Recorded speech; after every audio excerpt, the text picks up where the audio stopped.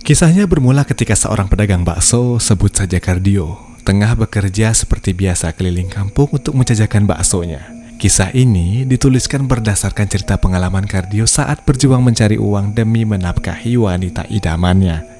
Wajar saja dong jika seorang lelaki sangat bersemangat ketika memiliki niatan untuk menikahi wanita yang ia cintai. Demikian pula dengan Kardio yang sangat antusias dalam berjualan bakso untuk biaya pernikahannya kelak.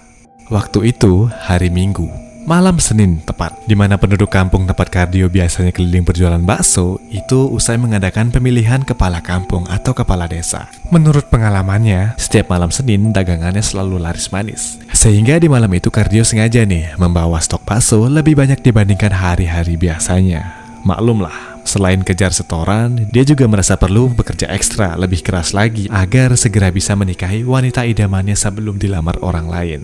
Namun sepertinya harapan dan impian Kardio di malam itu tidak kesampaian. Karena selain tidak terlihat warga yang berkumpul, malam itu suasana kampung tempatnya keliling berjualan juga terlihat sangat sepi dibandingkan hari-hari sebelumnya. Lantas dia merasa kecewa dong dan beranggapan jika acara pemilihan ketua kampung di siang tadi itu membuat semua warga merasa lelah dan capek sehingga memilih untuk istirahat di rumah.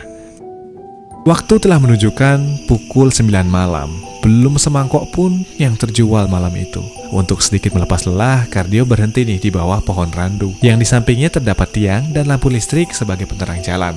Sambil melepas lelah, Kardio memukul mangkok baksonya secara bertahap agar suaranya terdengar oleh warga sekitar. 1 menit, 2 menit, hingga 10 menit berlalu, Kardio secara bertahap memukul mangkok baksonya. Namun, tak ada seorang pun yang keluar dari rumah untuk menghampirinya. Ya sudahlah, kali aja malam ini memang bukan rezekiku. Itu gumam Kardio dalam hati.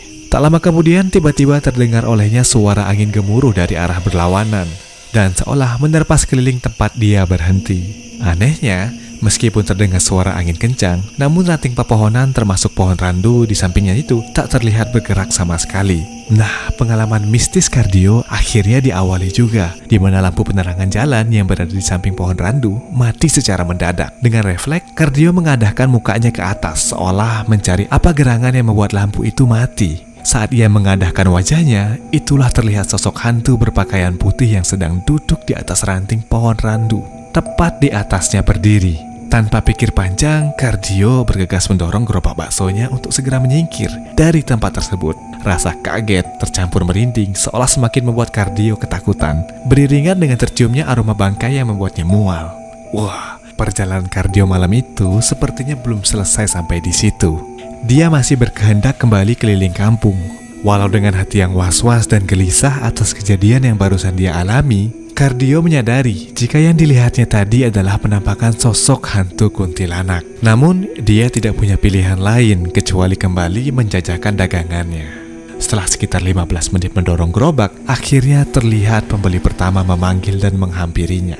Sambil membuat bakso, Kardio menceritakan perihal kejadian yang barusan dia alami, yakni melihat sosok kuntilanak di pohon randu yang masih berada di kampung itu juga. Aneh dan kembali bikin merinding. Kala itu, tiba-tiba tercium aroma wangi semerbak layaknya bunga melati yang tengah mekar. Singkat cerita, pembeli telah masuk ke rumah, dan Kardio kembali mendorong gerobaknya sambil memukul mangkoknya sebagai penanda seorang penjual bakso lewat. Tak lama kemudian, terdengar seorang wanita dari arah belakang seolah meminta dirinya untuk berhenti. Namun begitu Kardio menolehkan wajahnya ke belakang, tak terlihat seorang pun.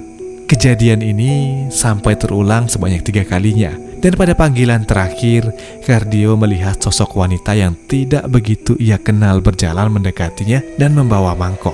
Kardio lantas berhenti nih, karena dia udah yakin nih, wanita itu adalah seorang pembeli yang ingin membeli baksonya. Kardio pun menunggu pembeli itu dan seperti biasa nih, dia menunduk ke bawah untuk membesarkan nyala kompor yang dia pakai agar air tempat merebus mie-nya segera mendidih.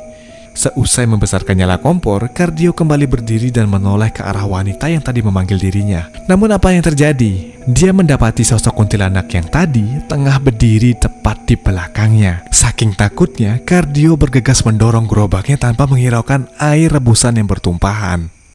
Untuk kamu yang punya cerita horor atau pengalaman horor, kamu boleh langsung kirim cerita kamu di alamat emailnya DHM di inipodcast00@gmail.com.